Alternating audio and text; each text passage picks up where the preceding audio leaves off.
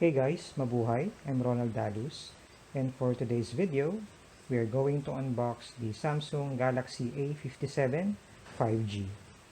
And just to let you know, I was able to buy this during the June 6, 2026 big sale sa Shopee sa mismong Samsung flagship store.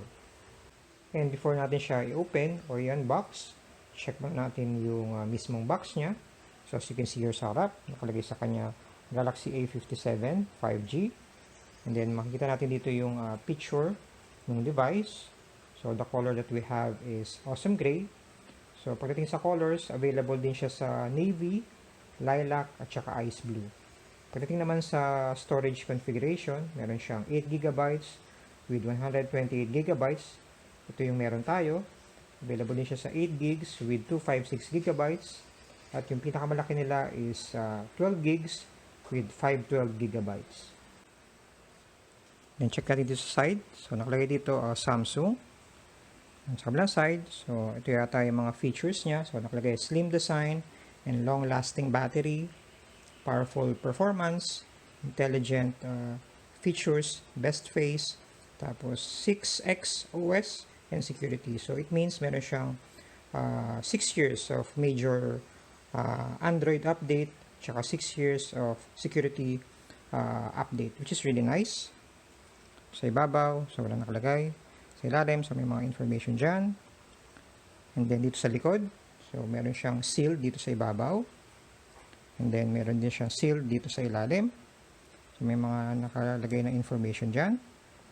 So let's go ahead at open na natin to. Upon opening the box, ang unang kagad nating makikita is yung Galaxy A57 device. So, check pa natin yung iba pang mga included.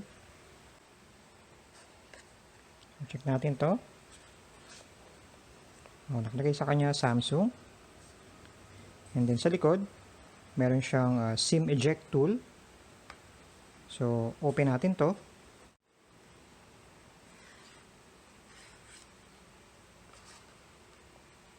So, ito daw yung quick start guide. So, nakalagay dyan, package contents, device, USB cable, ejector pin, quick start guide. So, yun siya. And then, ito nakalagay naman dito yung Samsung Care Plus. And then, ito na yung USB cable. This is a Type-C cable. So, yan ang lahat ng mga included dun sa package. So, ngayon naman, check na natin yung mismong Galaxy A57 device. So, as you can see here sa likod ng device, so tatlo yung camera niya. So, meron siyang 50 megapixel main camera, 12 megapixel ultra-wide, and 5 megapixel macro. So, dito yung LED flash. And then glossy, no, yung glass niya sa likod. It would have been nice kung matte sana yung ginamit nila para hindi siya masyadong fingerprint magnet. So, based dun sa nabasa ko, this one uses a Gorilla Glass Victus. So, meron ito nakalagay na Samsung na branding. And then sa side, nandito yung volume up and volume down button, power button. Sa ibabaw, meron siyang microphone. Yan yung mga line, ano yun, antenna line yan. Sa kabilang side, so wala siyang nakalagay dyan. So, dalawang antenna line. So, sa ilalim, nandito yung USB-C charging port, SIM tray, microphone at saka speaker grill. Then sa harap naman, ito yung meron siyang parang paper material na parang sticker. So, this phone has a 6.7 Super AMOLED display. So, Gorilla Glass Victus din yung gamit niya sa screen. It's really nice. So, ngayon naman gagawin ko, I'll be doing the initial setup. And after nun, ipapakita ko ulit siya sa inyo. So, after doing the initial setup, ito na yung magiging itsura niya. So, wala pa akong ginagalaw dun sa home screen setup niya. So, kung mapansin nyo, meron siyang mga widgets na dito, tsaka yung mga apps. So, bigyan ko lang din kayo ng overview ng user interface nitong Galaxy A57. So, swipe natin dito sa left. Nandito yung parang Google Feed News niya. Nandito sa right, may mga apps dyan. And then, dito, yung parang control menu niya, no? Parang control center. And nandiyan yung Wi-Fi, Bluetooth, at yung iba pang mga toggle switch, no? And sa brightness, tsaka sa volume. And then dito yata sa kabila, yung notification. And then pag swipe up natin, nandito na yung app drawer. And then napansin ko lang din, meron siyang mga tinatawag na bloatwares, katulad ng Facebook, Instagram, Spotify, Netflix. So mabuti lang, yung iba dito is gagamitin ko naman, so hindi ko naman siya i-delete or uninstall. Meron din siyang mga pre-installed na Lazada, Shopee, Arrows, games yata ito, I'm not sure, TikTok, Block Blast, tsaka Candy Crush. And then ito rin yung mga pre-installed apps ni Samsung. Ito yung pre-installed apps ni Google.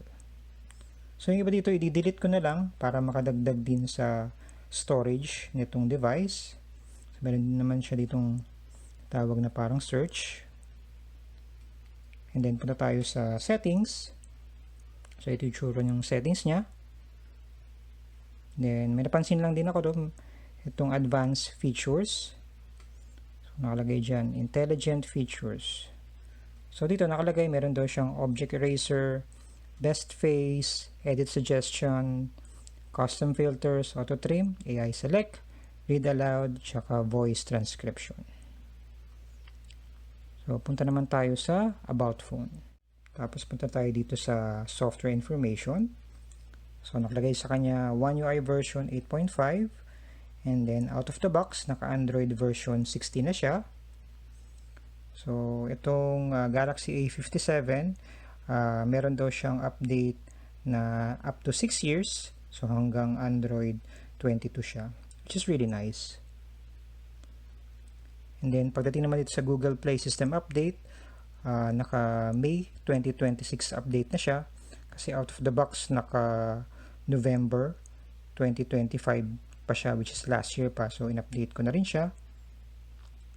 And then, pagdating naman dito sa Android Security Patch Level, May 2026 na siya. Kasi out of the box kasi, naka April 2026 pa siya.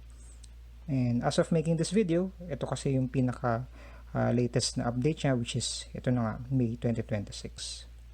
So for me, ang pinaka nagustuhan ko dito sa Galaxy A57 is yung build quality niya, kasi halatang hindi naman siya tinipid ni Samsung because it uses the aluminum frame, tsaka meron siyang Corning Gorilla Glass Victus sa front at tsaka back, which is really nice. So parang flagship phone na rin yung feeling na itong phone, kagaya ng mga Galaxy S phones, kasi yun yung pinaka mataas na phone ni Samsung ngayon, yung Galaxy S26, S26 Plus, tsaka yung Galaxy S26 Ultra.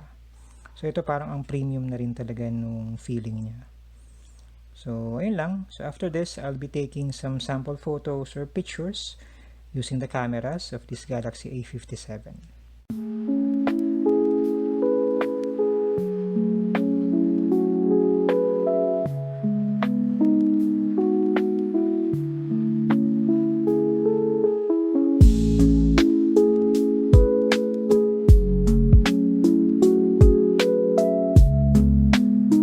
So again, if you're interested to buy this Galaxy A57 5G, link ko na lang sa description below kung saan store ko siya nabili at kung magkano.